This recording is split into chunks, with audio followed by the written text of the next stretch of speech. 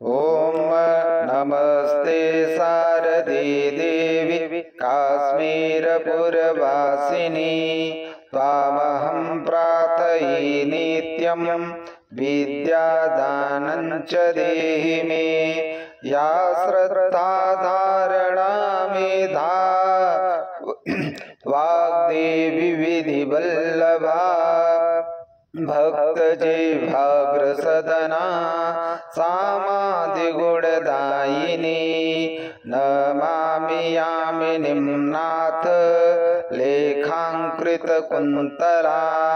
भवानीं भवसन्तापनिर्वापणसुधानदीं भद्रकाल्यै नमो नित्यं सरस्वत्यै नमो नमः। वेदाङ्गवेदान्त विद्यास्थानिभ्यैव च ब्रह्मस्वरूपा परमा ज्योतिरूपा सनातनी सर्वविद्याधिदेवी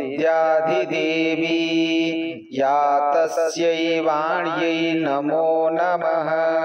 यया विना जगत् सर्वं सस्वज्जीवनमृतं भवेत् ज्ञानाधिदेवी या तस्यै सरस्वत्यै नमो नमः।